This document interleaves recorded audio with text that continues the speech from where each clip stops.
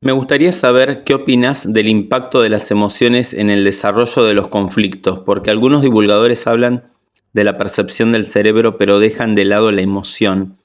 Y en mi opinión están íntimamente relacionadas.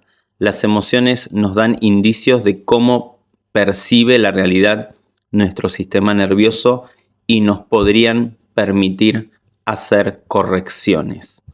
Bueno, es excelente tu pregunta y vamos a ver cómo la respondemos. Está, primero y principal, tenemos que comprender y saber que nosotros tenemos tres mentes, una mente consciente racional, una mente subconsciente que es emocional y una mente inconsciente que es la mente de nuestro cuerpo, ¿sí? Y cuando me preguntan sobre el impacto de esas emociones en el desarrollo de los conflictos biológicos, lo primero que quiero decirte es que la emoción en sí no impacta en ningún lado. No es la causa de que tu biología active un programa biológico sensato de la naturaleza y adaptativo, ¿sí? Ahora bien, eso no significa que no sean importantes. Todo lo contrario, la emoción es energía en movimiento, es el combustible que te va a permitir tomar decisiones, actuar, adaptarte frente a un acontecimiento, frente a un evento, una situación determinada, pero siempre aparece como una consecuencia, como una respuesta, como un síntoma a algo que ya ocurrió, ¿sí? No como el origen o la causa de ese programa biológico. Cuando una persona vive un DHS, ese shock biológico que vive de forma inesperada, dramática y en aislamiento, la psique interpreta ese evento como un peligro vital, como una amenaza, y automáticamente va a activar un programa biológico en un órgano determinado o en un tejido específico para adaptarte a esa situación. Y en ese mismo instante se va a disparar también una emoción, ¿sí? Pero esa emoción no es la que genera la activación del programa, sino que acompaña al programa. Es parte del paquete adaptativo. Es como un software de acción inmediata que aparece para movilizarte, para que hagas algo frente a esa amenaza, ¿sí? Ya sea huir, atacar, bloquearte, paralizarte, someterte, resolver. Por eso la emoción tiene una función biológica clara, que es inducir un movimiento, hacer algo. Entonces, decir que la emoción causa la enfermedad, eso no tiene sentido, eso no tiene lógica, porque en realidad es un síntoma más dentro de todo este proceso. De hecho, si la emoción fuera la causa directa, sería imposible explicarlo, ¿m? este, y sería incompatible con esta coherencia biológica. Por ejemplo, existen 5 emociones básicas y tenemos aproximadamente 120 programas biológicos. Y si vamos al ejemplo del riñón, que tiene tejidos de 3 capas embrionarias diferentes, el endodermo, los túbulos colectores renales, con conflictos existenciales, de sentirme abandonado, desamparado, fuera de lugar, prófugo o perdido. Después tenemos el mesodermo nuevo, que forma parte, digamos, del parénquima renal, con conflictos de líquidos, como situaciones relacionadas con el ahogarse, pérdidas de agua, fugas de agua, derrames, inundaciones, donde pueden aparecer emociones completamente distintas, como miedo, como asco, ira, enojo, dependiendo del tipo de contexto.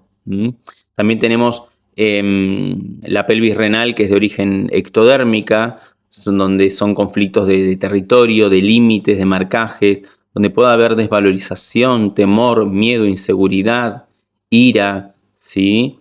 Entonces, un mismo órgano puede estar asociado a múltiples conflictos biológicos y a múltiples emociones diferentes, ¿sí? Por lo tanto, esto nos demuestra que la emoción no puede ser la causa, sino es una manifestación más, es una respuesta. Ahora bien, en terapia sí utilizamos la emoción, pero no como la causa, sino como una huella inconsciente que me puede llevar a encontrar el DHS, ¿sí? Como un indicador, como una puerta de acceso para rastrear ese DHS, para entender cómo la persona percibió la realidad y cómo se fue programando a lo largo de su vida, porque la emoción nos da información súper valiosa sobre lo que está ocurriendo internamente en la persona, pero no es el conflicto en sí. El verdadero conflicto aparece cuando no encontramos una solución biológica en ese instante frente a ese evento que vivimos, cuando no podemos resolverlo, y ahí el programa se va a activar y nos va a adaptar para poder enfrentar mejor esa situación, para superar esa vivencia. Por eso es supervivencia. Por eso me gusta resumirlo con una frase que dice: cada emoción es una regresión y cada exceso es una memoria. ¿Está? Entonces, si la emoción, entonces la emoción, por supuesto que es importante y es clave, pero no es la causa de la activación de ese programa biológico, ¿sí? No estamos hablando de conflictos emocionales, sino que estamos hablando de conflictos biológicos. Y acá se hizo mucha divulgación errónea, ¿sí? Y la emoción es simplemente esa respuesta adaptativa que nos empuja a hacer algo frente a lo que estamos viviendo y a cómo lo estamos interpretando. ¿Sí? La emoción es la huella inconsciente de una actividad interna, ¿está? Pero bueno, en terapia, por supuesto que la emoción es muy importante, porque gracias a que la persona empieza a sentir una emoción o tiene una sensación, gracias a eso nosotros podemos activar un camino inconsciente que nos lleva a el evento que desencadena el programa biológico. Yo le pregunto a esa persona: ¿cómo te sentís? La persona me dice: estoy muy enojada. Y esa es una emoción. Y si esa emoción hablara, si ese enojo hablara, ¿qué diría? Entonces la persona ahí pone en palabras qué quiere decir esa emoción que está sintiendo. Y cuando le pregunto qué diría esa emoción si tendría la posibilidad de hablar, y la persona me dice, diría que necesito moverme, diría que ya no te soporto más. ¿Y a quién no soportas más? A mi pareja. ¿Qué pasó con tu pareja? Bueno, peleamos todo el día, estamos en pleito permanentemente.